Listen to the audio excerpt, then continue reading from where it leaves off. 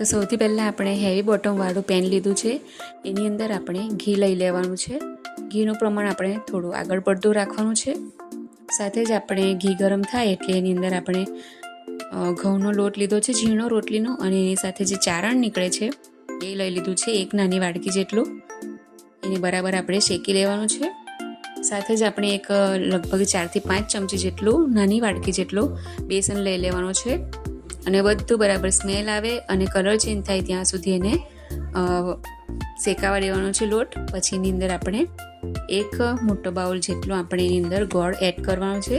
આ સ્ટેજ પર આપણે ગેસની ફ્લેમ ઓફ કરી લેવાની છે, અને સાથે જ આપણે એક ડીશ રેડી થઈ જાય એટલે આપણે એક ડીશની અંદર બધું